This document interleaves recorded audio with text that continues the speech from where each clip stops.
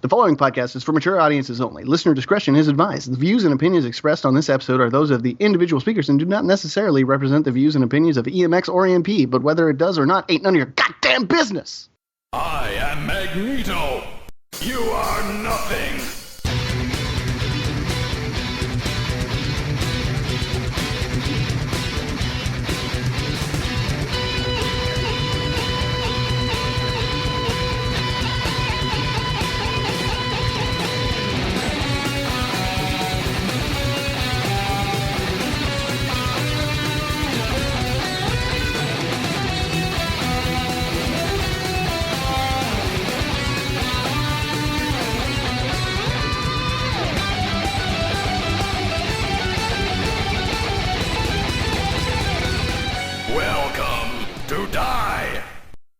This is EMX, episode 150, 150 episodes of EMX. That's crazy.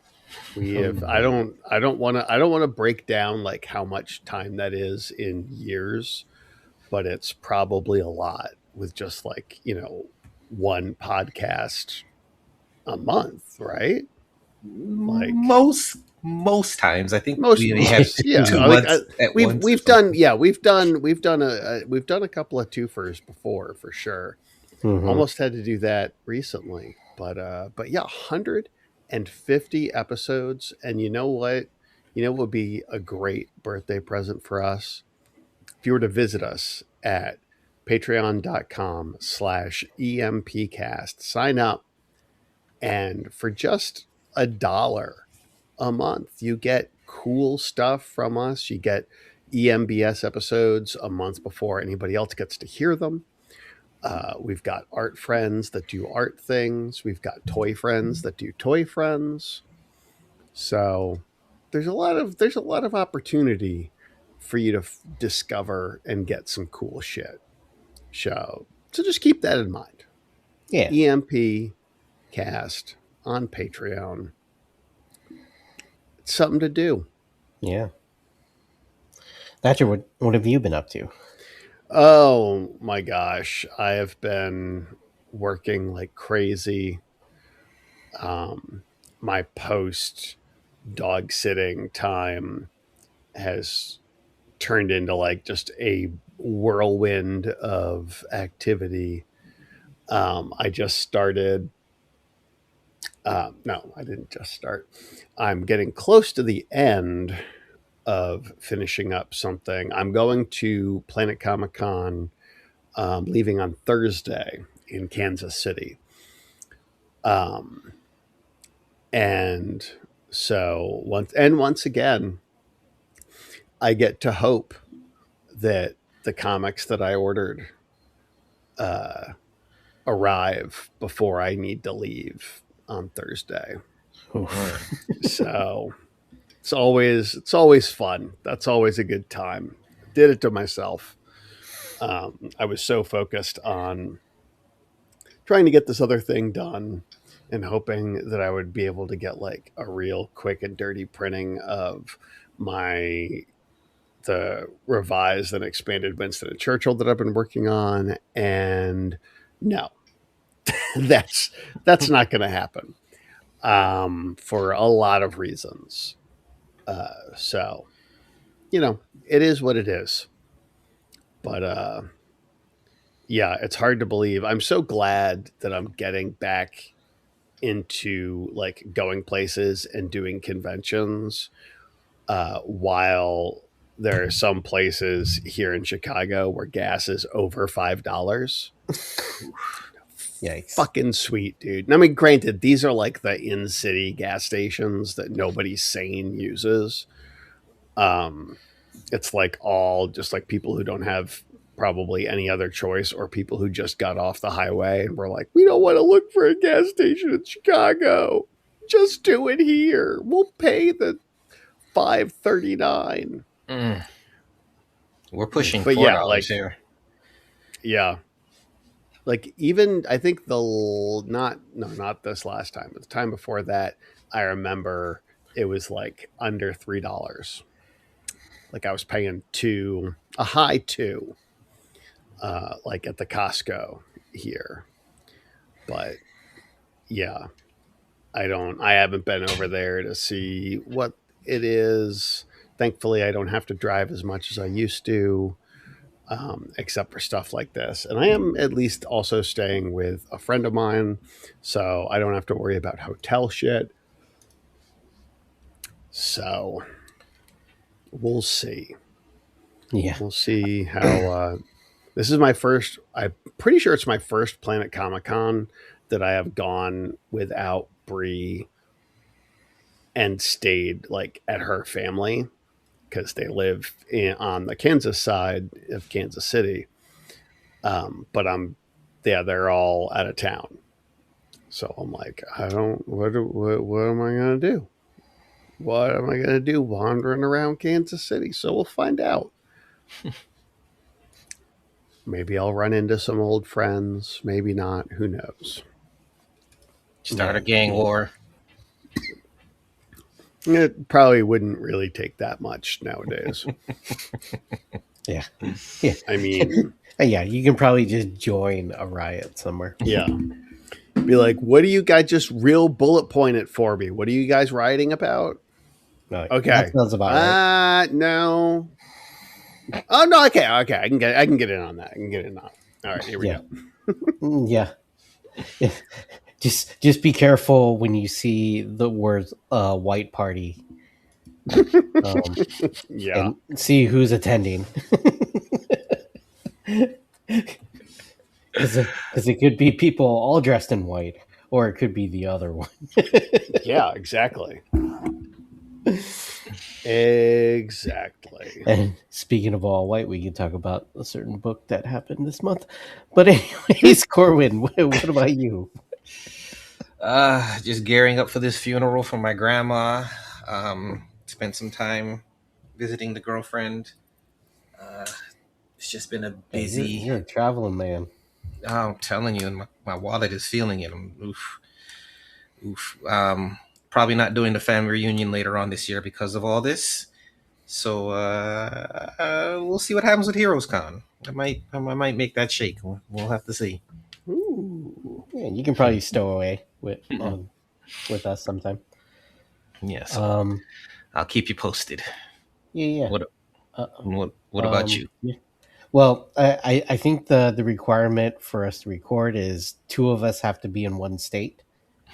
And I did travel, but luckily enough, it still counts because I'm in Chicago. Yes. So I am. So, and then, pretty much that, setting up, still prepping for SC Comic Con. And, that's about it. Mm-hmm. This world has just been going and going and going, and hopefully it gets better. Wouldn't it be nice to be like in precedented times? Yeah. Instead of unprecedented times. I just heard about. Oh, go ahead. I was gonna say I definitely feel like we are very unprecedented right now. In a lot of ways. Yeah, I'm hearing about the Frozen Warriors going to be in the airports now. Yeah, we were just talking about that. So, good luck getting home, Fiat. They couldn't wait until like after this month, Yeah. When I'm back home and. Everything about trying to travel right now is horse shit. So it's like just keep your passport. That doesn't really matter, but keep your passport anyways. Well, I'm going international for this funeral, so here we go. We're like Dr. Wife and I were talking about going on a vacation out of the country, and I don't know about that anymore. I was like, guess we're going to Hawaii again. We'll see. But anyways, welcome to EMX. I am Vietwin, and with me, as always, are Corin Kroll Hello, hello. and Thatcher E. Cleveland. Aerial Tramway. This will be 1 hour Carbon dated this episode. This will be 1 hour of uncut, uncensored, and unscripted conversation about the X-Men books of February 2026. Watch for spoilers and hang on to your seats because we are starting now. Whenever Corin starts the time. Go. Okay. Oh, is it now? Now? It's now. Okay. It's 4 seconds. Now is now. Meow. All right. Meow. Oh, man. We've already lost 4 seconds.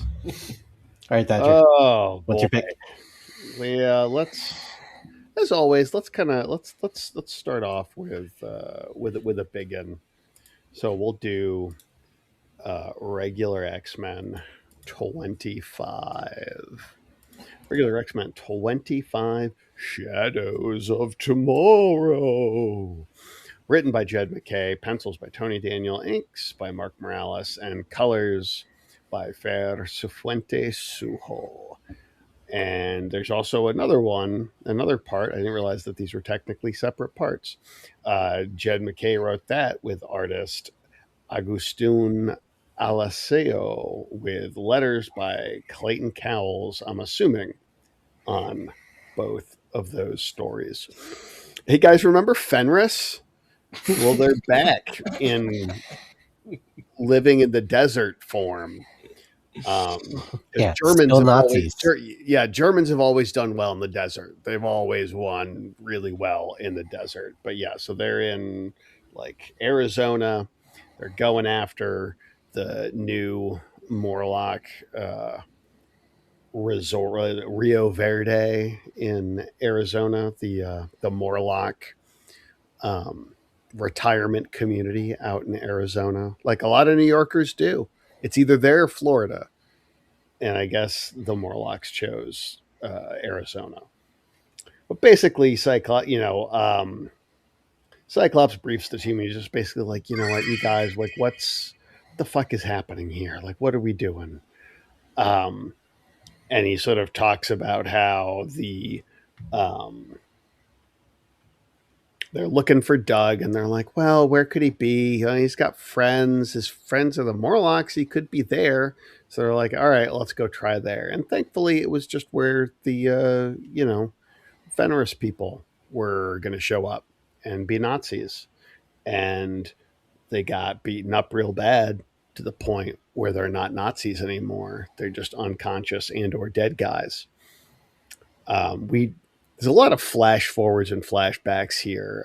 Over the course of the flashing back, Cyclops tells them about the whole, like, hey, there wasn't that weird resurrection linked syndrome in their timeline. And they're like, oh shit, what if someone from that timeline brought it here? Which I feel like is the most obvious thing that you would think of just right out of the way. Be like, oh, they didn't have that? Someone must have brought it from that time. It's the only explanation. Mm-hmm. It's a little weird. I don't know. Very weird. Anyway, they're fighting Set Fenris. They kick Fenris's ass. For some reason, they keep them alive. And then we are introduced to the new director of the Office of National Emergency, the Crimson Commando. Say what? A guy I'd never heard of before, who apparently has been around for a while. So we're going to have a history lesson, Corwin. But basically, the Crimson Commando is like, hey, look, you guys, you went off and you formed your own country, and that's great. So, like, you're from that country now. So when you come back here, now you're a guest in this country. So we're going to really be super fucking mean to you. Oh, and also the X-Men are totally our best friends. Love you forever. Bye. And they're like, what the fuck? We're not your friends. I was like, yeah, but now everyone's going to think you're our friends, though. So got him. That's going to be difficult for you to deal with. And then, yeah, this, what is he? The Crimson Commando. Because nobody asked for him. Yeah. And he's like, I'm going to fuck up anybody who messes up this country. Hoo-ah. And then I guess that second story is a beast. What is her? Animalia. Beast Animalia. Sort of little denouement about how she was like, man, in the future I was kicking ass. And Hank's like, yeah, you were kicking ass. It was great. But guess what? I have a pretty good idea who like the 3K chairman is. And it's like, what? Oh, that's right. As we've already learned, it's the white beast. The white beast himself. Indeed. Beast DEI of beast. all white man. Yeah. So 3K is 3,000 in Roman numerals MMM. Make more mutants. A terrible joke, as he says, but it's a bit of wordplay that he would recognize. That felt like something out of the like 1960s Batman car show, because like there would be like some joke, and they were like it'd be something like what eats tree. I'll have to look one up. I'm gonna have to look one up, and I will give you what one of these jokes are because I don't want to mess it up. But yeah, Like something from the Riddler. yeah, exactly. Or the Joker, like all of them. Like there was no difference. They were just like, come up with these stupid jokes, and then we'll write an episode around what these jokes mean. Well, I mean, like I don't know why it just hit me. Maybe just because of we had Fenris in this book, but I was just like, you know what 3K stands for? Exactly. What Yeah. Yeah. I was kind of wondering if that's where they were going to go. Also, I was like, oh shit, are we okay? I feel like I would have heard about this if that had happened. They were like, oh wait, we've just decided that it's the Klan. We are going with full Klan. We're going full Klan, you guys. Yeah, I was speaking of go full Klan. Yeah, speaking of, I was surprised that the Juggernaut was allowed to refer to them as Nazis, since, as we all know, all of these guys are from Hydra, and Hydra has absolutely no association with Nazis whatsoever. Right. Are we talking the Marvel Cinematic Universe or the 616 comic universe? I mean, that's why we had a Hydra Captain America and not a Nazi Captain America. Why, that would be terrible, terrible imagery to have a Nazi Captain America. It would be a hell of a story. It really would. Perhaps you would want to make him a Hydra Captain America instead. You know, realizing that Crimson Dynamo and Crimson Commando are two different people just now, and I'm just like, this makes more sense. I was like, why is isn't Crimson Dynamo Russian?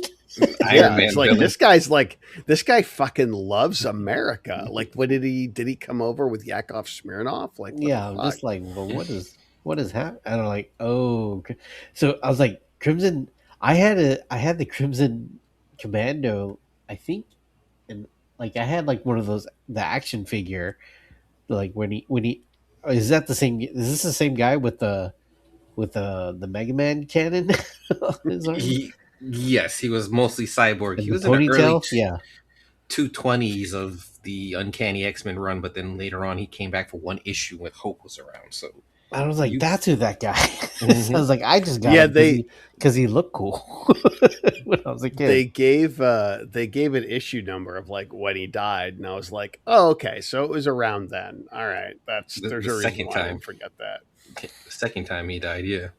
Yeah, so this is not the Crimson Dynamo, so that makes way more sense. Yeah. How are we feeling about the Tony Daniel art? This is Tony Daniel, right? Not the Animalia story, but like the other, like it was okay. Like the storytelling is great. But you know, I don't know. His style has changed, and I don't I don't think I like it better than his old style.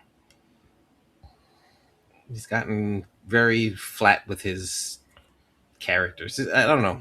I maybe need to look at his older stuff, but his art just seems a little less than it was. I think I'm used to him being more detailed and stuff. This is, well, it's not just the coloring; it's the art too. Very different from what I'm used to. The faces are inconsistent, but flat. I mean, very cartoony. He used to be more realistic style that I enjoyed, but the backup, was that colored by somebody else, or is it one artist for everything? Oh, one artist for everything.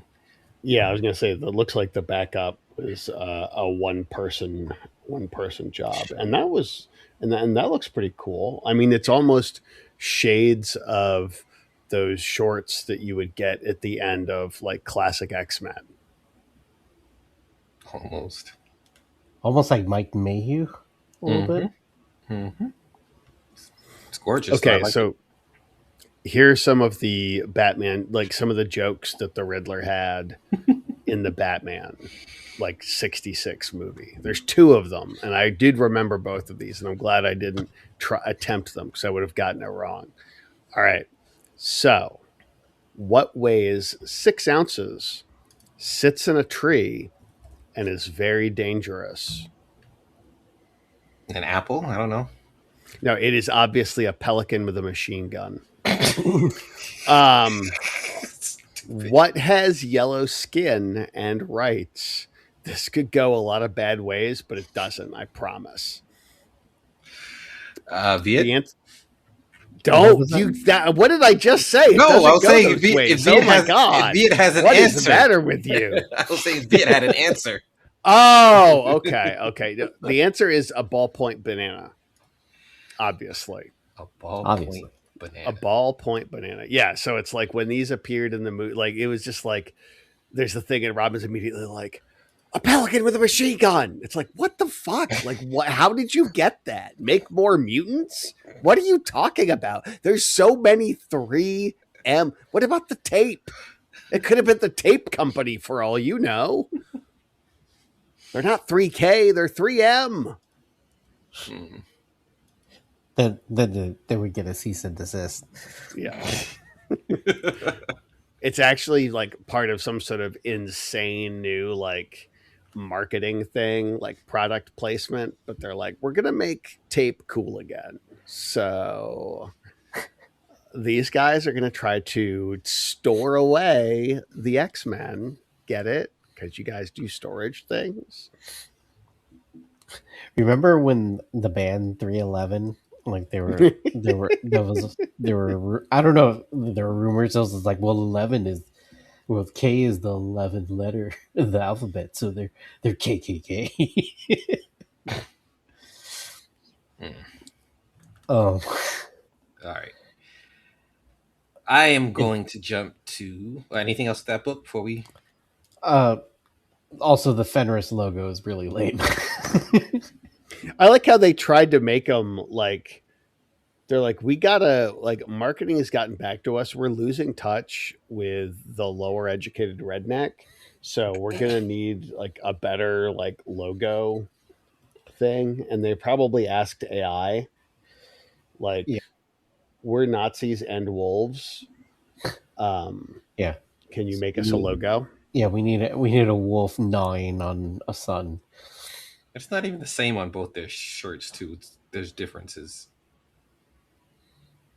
Yeah, it's dumb. Turns out Nazis are dumb. Who knew? Surprise, surprise.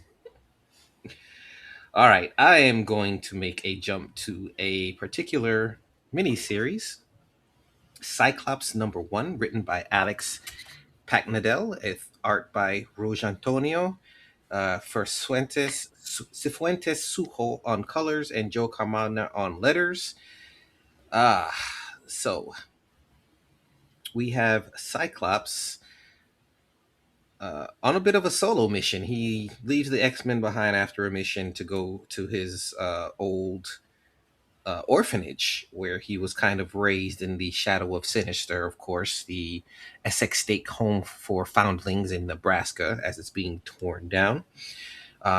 We do see that the Donald Pierce is up to his no goods things, making new Reavers out of more true believers, fanatics that he has convinced to give up their humanity in order to become more machines to help save mankind.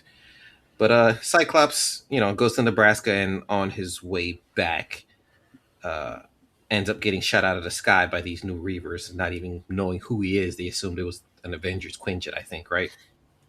Yeah. Yeah. But they thought the Avengers were coming for them, so they shoot him down. We realize that the Reavers are using slave labor in the mines to get the minerals or the minerals for the parts that they use. So yes, they shoot Cyclops down, falling out of the plane. He hits his head and actually cracks his visor. So when he does wake up, his visor shatters. So now he's stuck in the wilderness with one of the escapees from the mines, and he is unconscious and visorless as the Reavers are hunting this young mutant. I dug this. It was interesting, that's for sure. Yeah. Has some potential as a Cyclops evergreen, something. Hopefully by the time the story's done, it's going to be a good standalone mini-series to tell you like who Cyclops is. I love that they did kind of delve into his past and kind of reflected a little bit on how he was kind of a troublemaker at first when he first got to the orphanage, how he protected his brother, wouldn't anybody get near his brother. Little things that he doesn't remember, that doesn't sound like him as he says. So it'll be interesting to see what they're playing at here.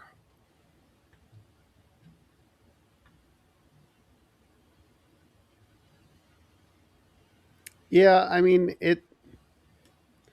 it's one of those books where it's just like, okay, but do we need it?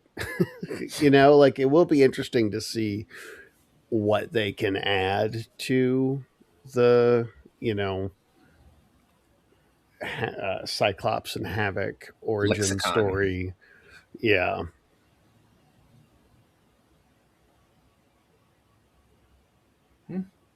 Well, it's him without his visor trying to survive. And I think, is it that person that finds him? Like, aren't they blind? Or is that what they're implying? Mm-mm. Okay. No, she can see because she almost touched the deer. But yeah, by the last page, it does make it seem like she's blind. But how would she know it's an X-Men? Yeah, like it's that I was a little weird. I was like, wait, what's going on? Yeah, there? the way But, she's looking does look like she's kind of blind, but Well, it's good setup. yeah, and the art's really good too. Yes, art is solid. The Reavers look really gross as I guess they should be. I like how he's keeping up his theme of Reaver names that just sound like, it's like they kind of sound badass, but they're also sort of stupid. Like Tearjerker, like okay, but also yeah, like it could, yeah. It's like he used like a heavy metal name generator. Yeah, exactly.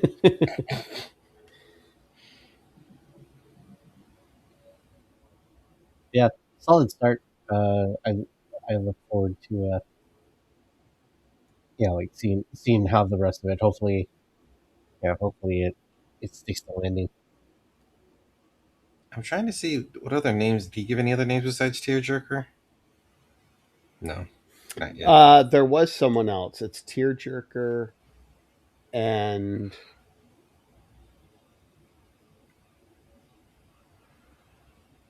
Yeah, it's not important. Is our Blitz, Tempo, and End Zone ones? Because they sound like they could be. Mm-hmm. Like it's the page right after Cyclops's eyes go all wee wee wee. Sockeye. Yeah, Sockeye. Yeah. Oh boy. All right, But what you got, Viv? Yeah. All right. Yeah, no big surprise. I'll bring up Magik and Colossus #1. Ooh. Let's see, written by Ashley Allen, art by Herman Peralta, colors by Arthur Hesley, and letters by Ariana Mayer. We have emo Colossus going back home to Russia, but he's not evil, so that's good. And he's apparently getting hunted by monsters on his way to their home farm, and he's pretty much ready to die, only for Magik to show up and rescue him, and then now, yeah, they're in a brother sister adventure, fighting Russian monsters. Fairy tale monsters. Yeah, mythical monsters, and looks like there's one master that's controlling all of this, wanting to uh, destroy the Rasputin line. I like how the Immortal is the enemy. I like how the first witch or whatever they're fighting splits into 4 elemental parts, Mm-hmm. and how she had the four eyeballs of different colors. There's cool little design things in there. Yeah, But loving the art, always have loved this artist. I agreed. think this is the first time I've seen them. No, they did Vision. Didn't read Vision. Oh my goodness! I know the name, but yeah, this issue is it's a little wild. Yeah, it was a lot of fun. Yeah, they're not completely ruining Colossus's life. So that's been nice for. They've only been doing that for like what 3-4 years now. They're finally giving him a break. Yeah, giving him somewhat of a redemption arc. So I'm all for it. So new #1. I guess at the end we can talk about all these #1s that we're getting, and whether they're living up to the #1 status as being good. I guess whether they're doing these characters right. Yeah. Oh, actually, Thatch. I think he did the Magic series previous. Oh, okay. Yeah, same That artist makes from sense. Magic. Same artist. All right, back to you. Okie dokie. Gee whiz.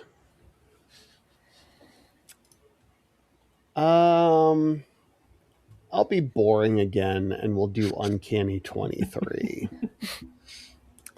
The Where Monsters Dwell. There's 2 issues this month, 23 and 24. Yeah, Mhm. 23 and 29. We got ourselves a whole lot of monsters this month. You'd think this was Halloween, you know? Yeah. It was written by Gail Simone, art by David Marquez, colors by Matthew Wilson, and letters by VC's Clayton Cowles. So essentially, this starts off with the is he the grandpa or the dad? I can never remember. Yeah, he's the dad. So the dad's reading a Rawhide Kid comic book to the small child at Haven House.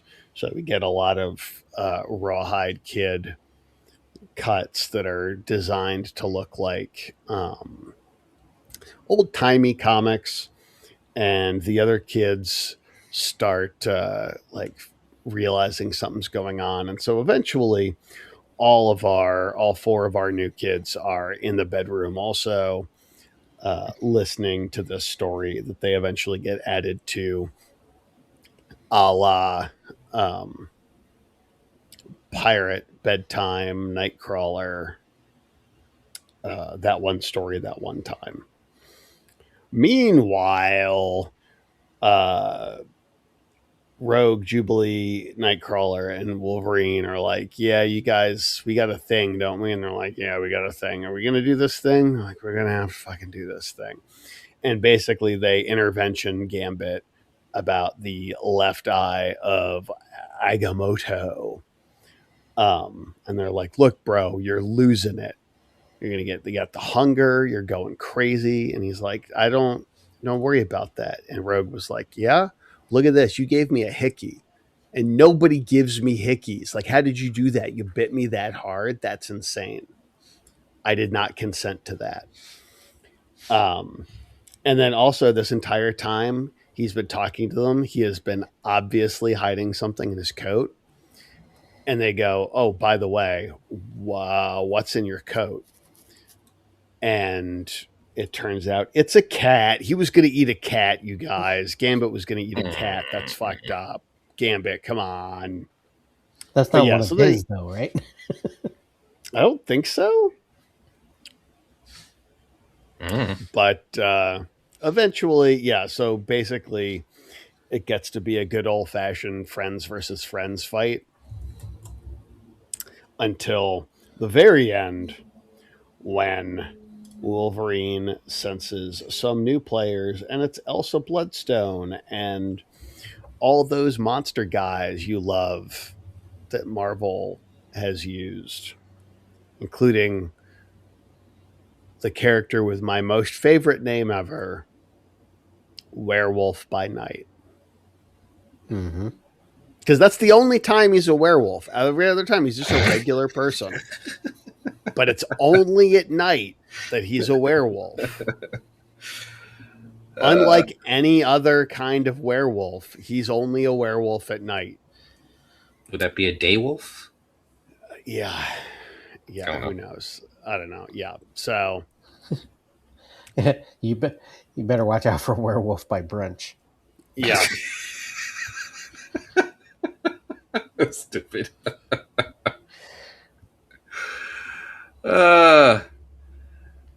It's okay. I think the Western kind of grew on me. Next issue is what? Same creative team. Yeah. David Marquez's art on these guys is, obviously great. I feel like Gail Simone was like, well, what do you want to draw? And he was like, I like monsters. And she's like, all right, I got you, dude. I got you. I'll throw in some of these monsters, man. Fucking Morbius. Do you remember Morbius? Do you remember how he had that movie? Yeah. How it was insane that people thought someone would want to go see a Morbius movie? Yeah, it's Morbid anyway, time. He's in this comic. It's Morbid time. Yeah.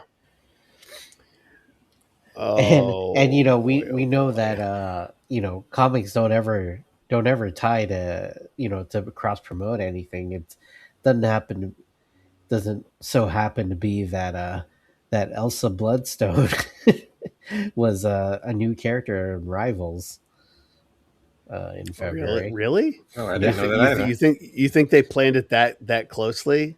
Or do you think it was just like, hey, let's do an Elsa Bloodstone?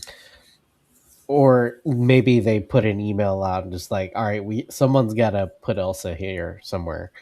Yeah. Simone's like, I'll do it. Yeah, she's like, I'll Elsa. I can Elsa, you guys. I got an Elsa in my back pocket. Don't worry about it. I got something. Also, with Elsa's eyes white, signifies that she's like probably being controlled by somebody. Most likely. A lot of people out there controlling monsters and sending them after X-Men. Yeah. The only thing that bothers me about this book in general is like Gail Simone just kind of throws stuff out like without any kind of setup. Like the Eye of Agamotto, like I don't remember them ever saying like, hey, this thing's gonna make you want to eat people. Well, this is the left eye. I think the right eye might be the one that Doctor Strange has.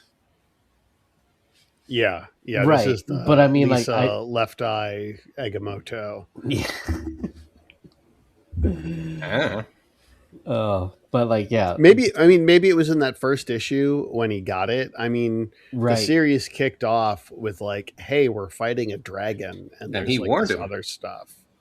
Yeah, like there was a lot happening on those pages back then. Yeah. So yeah, maybe I missed that part, but I was just like, all of a sudden, like, Gambit's just like the precious. Yeah, I mean, I feel like they could like. You could have dropped some more things in there, like showing it, like all of a sudden being like, wow, he's already at Cat? That's insane, dude. Like he jumped right to Cat. Like, what the fuck? Like, you guys live in a swamp. He couldn't find a toad. No, he went right to Cat. Okay. Jesus. He's been warned. But the next issue too gets a little bit more into it with the woman who's behind these monsters. And I will say that was a nice surprise ending on the next issue on 24. Yeah, 24. Yeah. Nice surprise ending. So I don't want too many more issues of this Wolverine. But yeah. Wolverine. Where Wolverine by night. They're Wolverine by day. It's cool. It's cool. I'm not a huge fan of these characters, these monsters, but the art is as ever and always gorgeous by David Marquez. Ugh. Love it. Yeah. Yeah, he's definitely... This kid's got a future. All right. 31 minutes. All right, so let's see what else do we got here.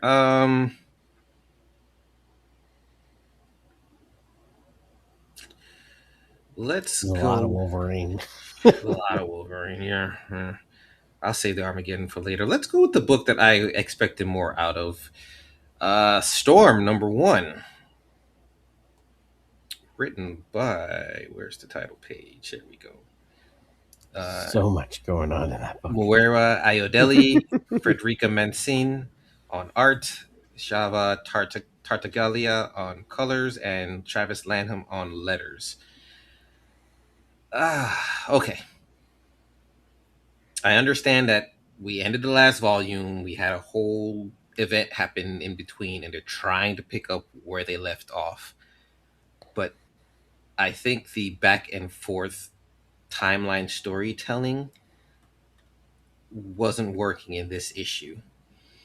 I think that they were trying to do a little bit too much, and in it kind of lost us.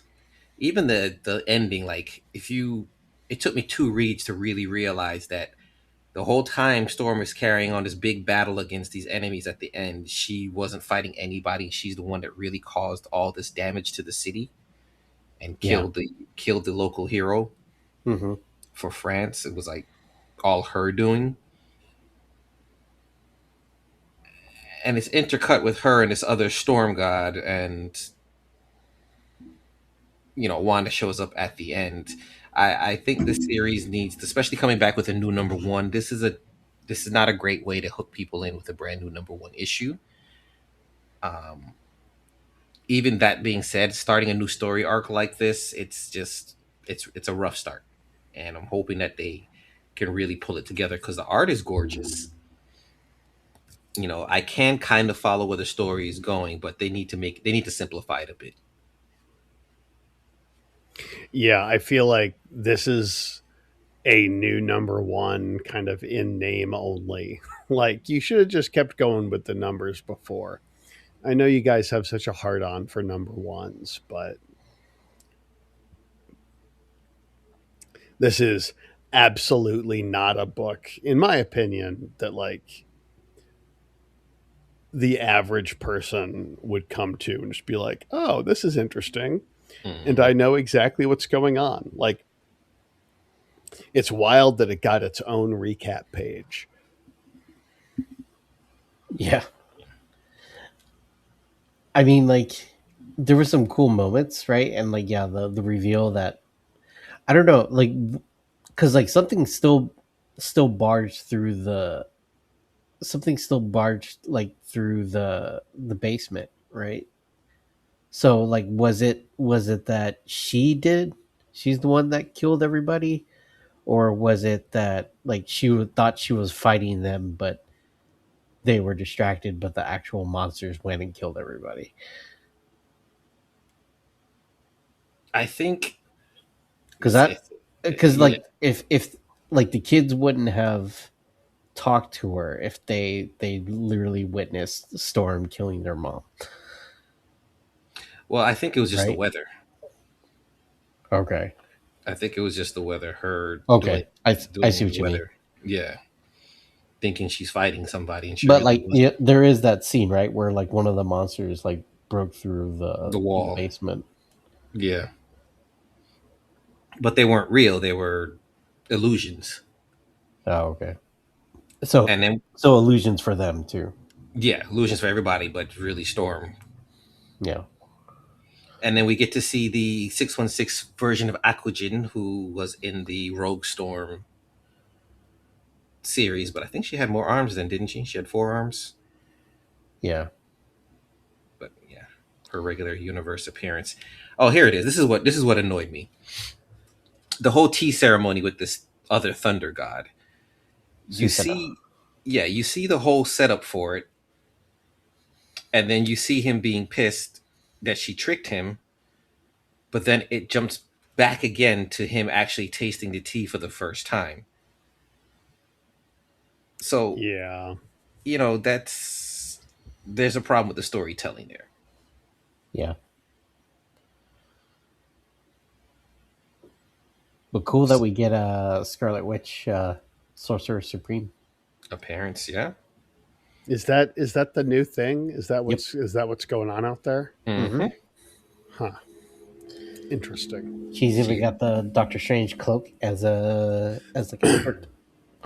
Oh yeah, I mean apparently you cannot be Sorcerer Supreme in the 616 without having like a fly popped collar. Mm-hmm. And the other Eye of Agamotto, now that we mentioned it. So yeah, hopefully they'll get it together. I mean, I don't know. This entire series, half of I would say 80% of the time, I don't know what's going on. But Yeah. it's just like, all right, some kind of wild cosmic shit is happening. And like it's fun. It's fun to watch. It's fun to see and read. But I'm not gonna lie that I don't like 80% of the time I don't know what's going on. No, this was particularly less put together than the other issues. Right. I mean, if I'm having a harder time trying to keep up with what's going on, then they're definitely dropping the storytelling here. Right. All right, Viet. All right.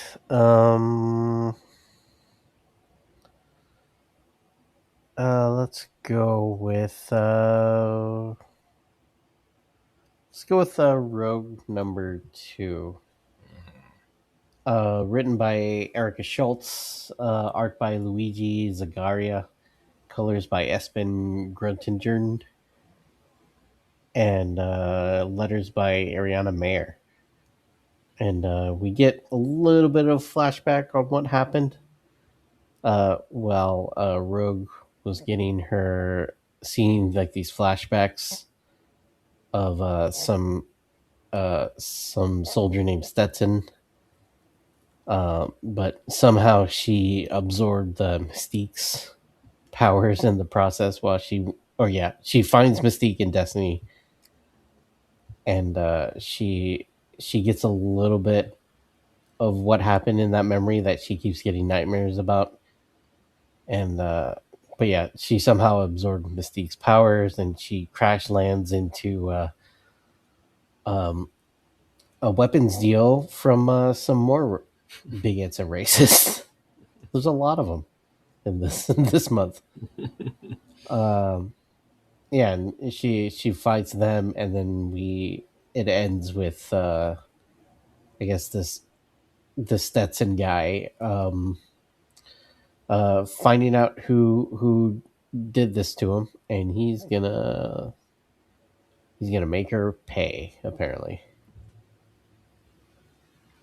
So I like that there is a slight callback to Rogue being able to copy people's powers by being within the vicinity of them and being able to recall previous powers. mm-hmm. So they're playing a little bit with that, which I thought was nice. Am I the only one that it kind of annoyed that they try to display Mystique's power like the movies with the shimmering as she A little bit. changes? Okay, maybe I was being petty, but it was like, Yeah, don't. yeah, that's a little weird. But yeah, the artist choice wasn't that great, but Yeah, it's a cool story. yeah, it's better than the last issue, which I think is important because last issue was just wasn't that great. This, I like that. Yeah, they're kind of continuing from the Mystique mini series as well. mm-hmm. Yeah, nothing too special here, unfortunately. I like this better than Erica Schultz's X-23 run so far. Yeah, I think I might agree with you on that one. All right, Thatcher, got about 29 minutes. What you got? Oh boy, 29 wait. minutes. Yes, yeah, it's you. Sorry. Go ahead. Yep. Gosh, what else did I look at? Did you have any comments on Rogue Go. number 2? 19. I did not. Okay. That was not a thing that Okay. 19 minutes. Sorry. made it across my eyes. Well, yeah, like I say, that makes a little bit more sense. Let's do Wolverine 15. Lean, mean Wolverine 15. Another Wolverine in Canada story. By Saladin Ahmed, art by Mike Henderson, written by Saladin Ahmed, art by Mike Henderson, colors by Jesus Aburtov, and letters by Corey Petit. I forgot that this was a number 2 of a story. So I thought this was like the Wendigo kid in a non-Wendigo form. Mm-hmm. I forgot that these are like Canadian Morlocks with terrible names. Yeah. But yeah, Wolverine and Silver Sable are helping train these new kids along with some of the OG Morlocks, and with wonders such as deep fake and who's the other guy? What's this dude's name? Keep going. I'll find it. Yeah. So basically they're like, hey, we're, gonna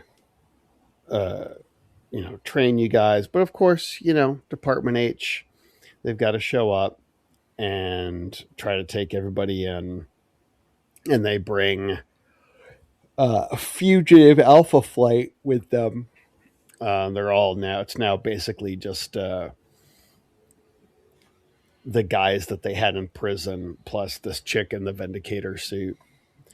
And there's a lot of back and forth, and eventually Wolverine kind of convinces, or he's trying to convince the lady to be like, look, just fuck off, basically.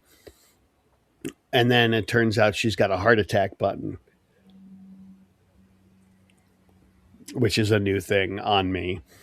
But yeah, also, by the way, in this issue, Wolverine and Silver Sable almost fucked. Like, it was real close. Mm-hmm. And then this chick showed up. And it really, like, would this be the first time that Wolverine and Nightcrawler became Eskimo brothers? Probably not. But I was gonna say, who else would it be? Yeah. Anyway, so that almost happened. So that sucked that we didn't get that. We have Ape and Erg as the 2 other Morlocks. Ape and it's the eating guy. He's got like some sort of like stupid ass eating name. Where did it go? Erg. Erg is an old school Morlock with the one. Yeah, he's got like the electric eye. But yeah, this dude has like a weird stomach thing or something. He absorbs people or something. Yeah. I think Because the art he does it in the next issue. But I think the art is a bit lacking for me. Yeah, like it's a little messy. It's a little loose. I mean, for a Wolverine book, I think we would have a Chowdown. That's his name. This Chowdown. guy's name is fucking Chowdown. Like he's like G.I. Joe's cook. His name is fucking Chowdown. I mean, Anyway, sorry, continue. 10-year-old name these characters. It's all good. That's what they do. So, I mean, the next issue we just want to cover that is kind of more of the same. I do like same everybody, same creative team. I do like the explanation we get of how she got Wolverine because of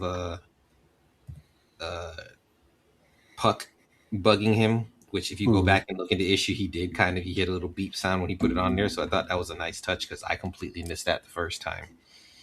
Little pug buggy. Yep. I mean, this is cool. We're back to Canada again, back to these characters. It's not impressing me. The art especially is just rough. Yeah, I thought like the Department H stuff was interesting, but like I was like, we really going back to the adamantine thing? Like I knew it had to come back, right? Yeah, I forgot. I think that was probably just wishful thinking on my part.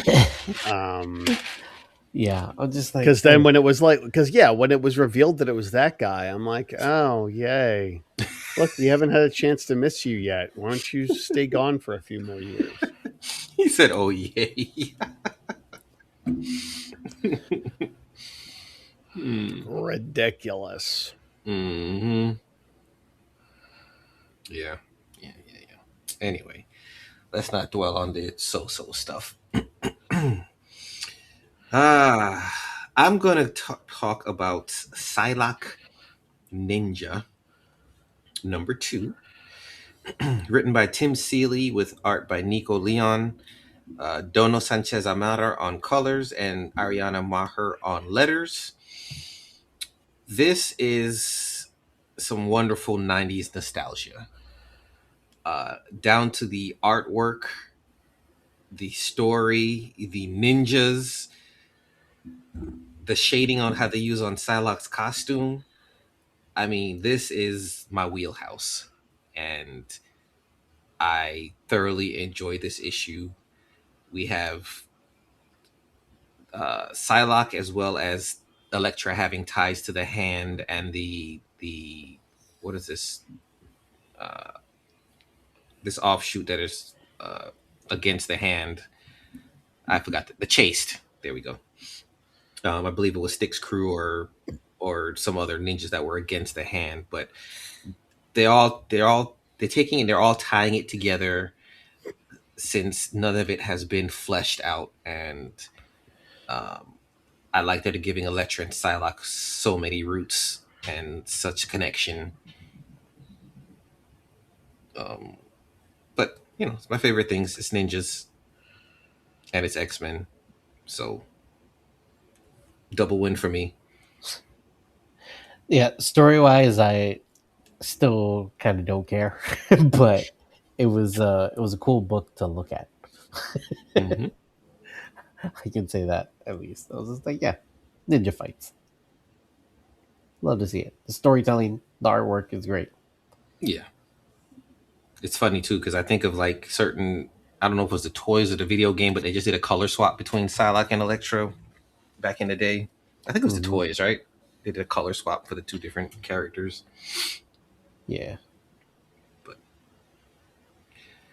I enjoyed it. Yeah.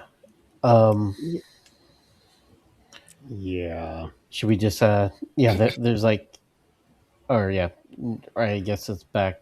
It's my turn. Yeah. Mm-hmm. I guess we'll go Inglorious X-Force #2. Mm-hmm. Let's see. Written by Tim Seeley, art by Michael Sta Maria. Colors Yeah, by that's a new one on me. yeah. Oh, is that another typo? No. Um, colors by Romulo Fajardo Jr. and letters by Joe Caramagna.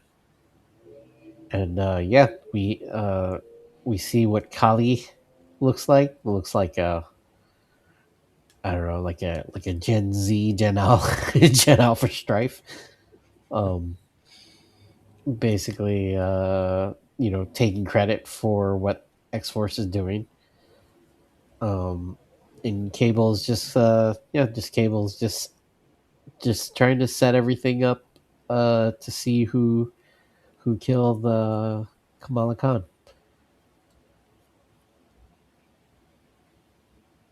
Danger living room. Yeah, That has to be Boom Boom. yeah. And then yeah, meanwhile, like I guess Domino helping them or like watching over them? Like, I think like I is she think she's working trying for to. somebody? I think she's trying to figure out what's going on. I think she knows something is off with Cable here. That's how I'm taking it. Yeah,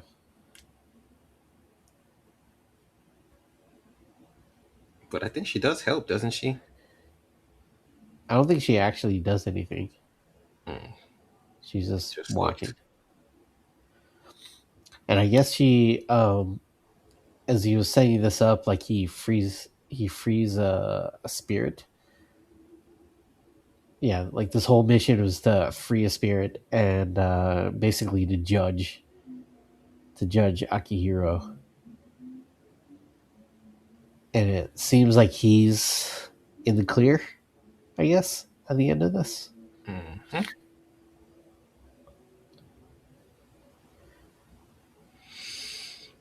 They need to tighten this book up soon because this is going to get boring if they keep doing this, like clearing a character per issue.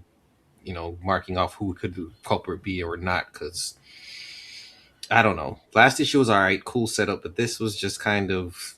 It feels like it's just wandering. Yeah.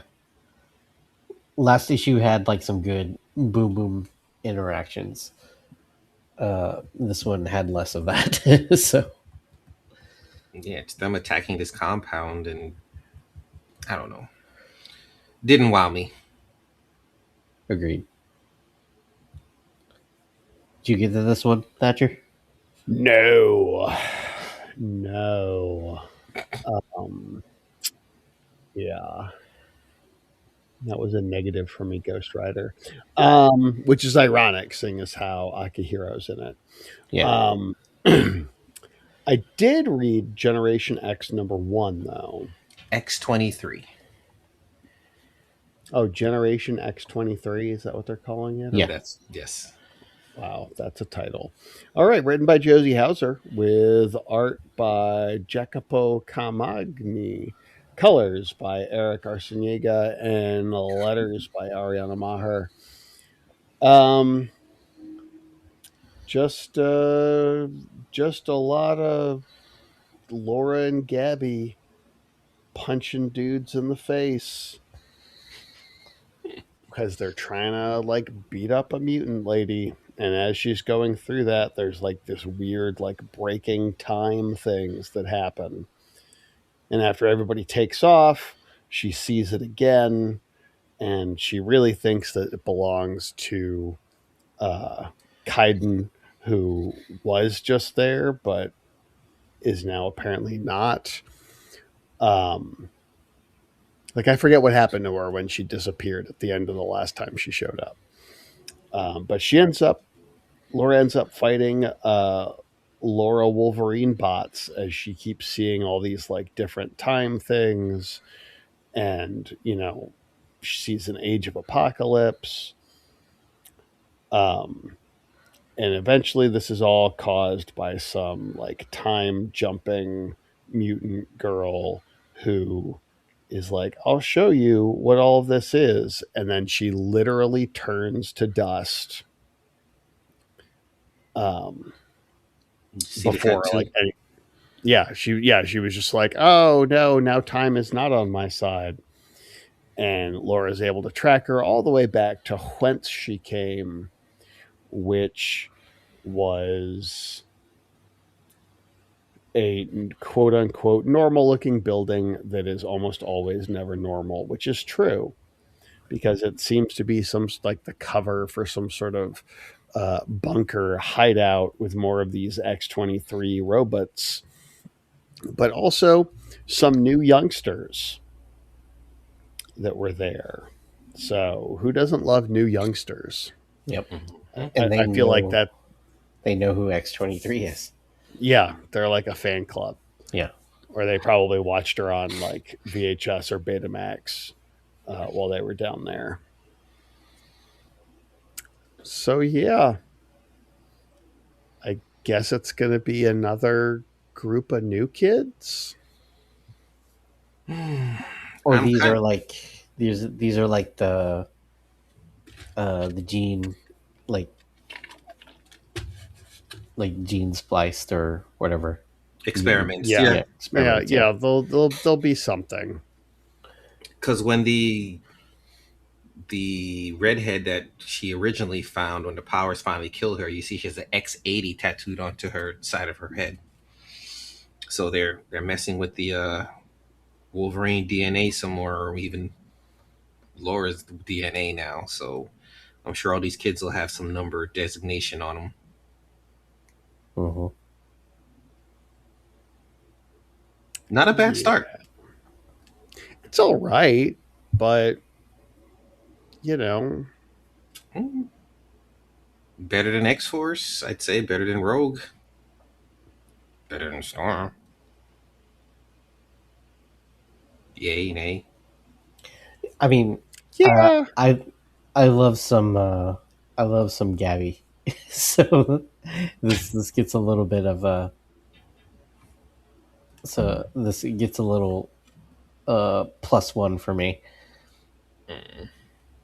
But yeah, and we'll see where it goes. I think it's an okay start.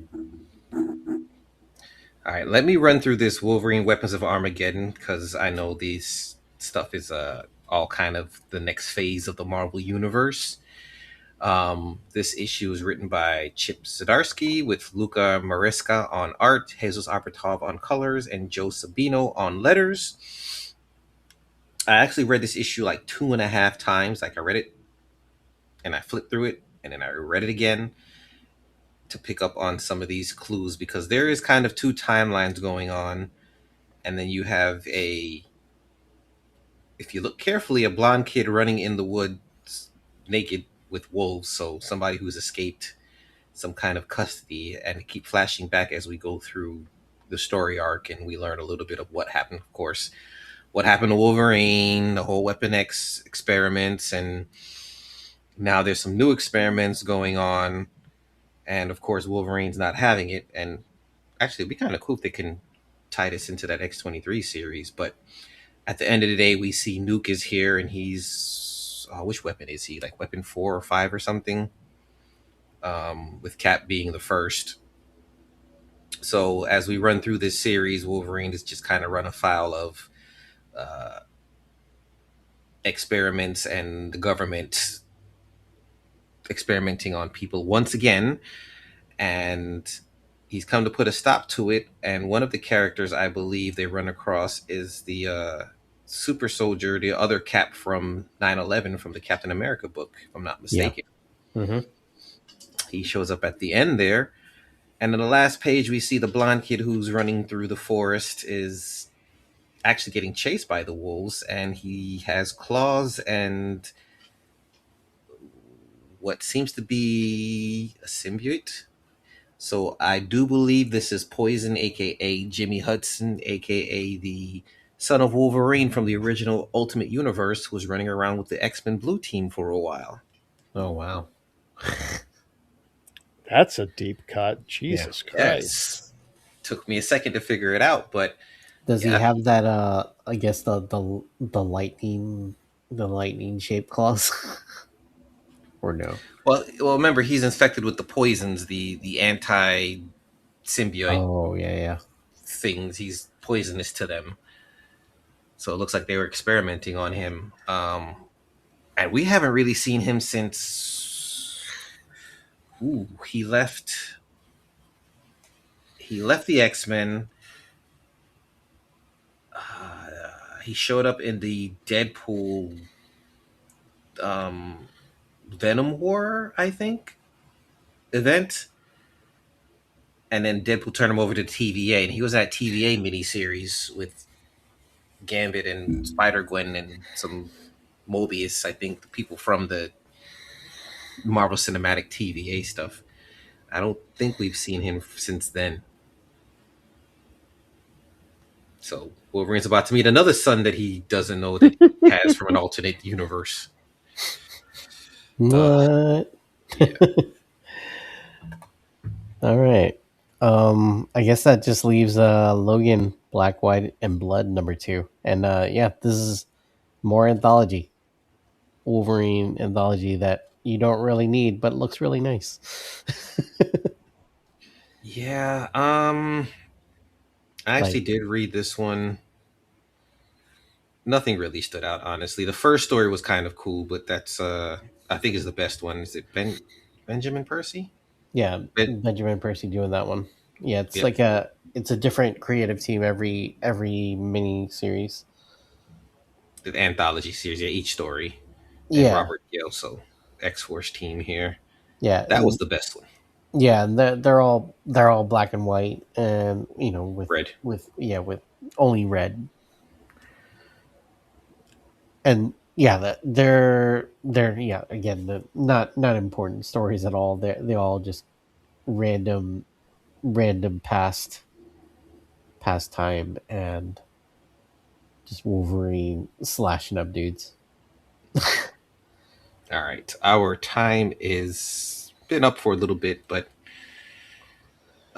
so month. Unfortunately, nothing spectacular. So the minimum of X segment, I will have to say Cyclops, Gen X-23, Magik and Colossus, and Wolverine Weapons of Armageddon are probably the main books you should catch this month if you're interested in what's going on. X-Men 25? Yeah. Actually, I would definitely throw that in there too, even though the art, didn't love the art. And it's a lot of words in this issue too. A lot of talking in that issue, but you want to see some it pertains to the Age of Revelation. So the only issue that follows that. Oh, the backup especially. So yes, agreed. There you go. Those are the minimum of X books. Next episode 151, we cover the books of March 2026. Thatcher, where can people plug you before you fall asleep? Plug me. Wait, that sounded bad. You can find me at demonweaselstudios.com, at Demon Weasel on the Blue Sky and the Instagrams.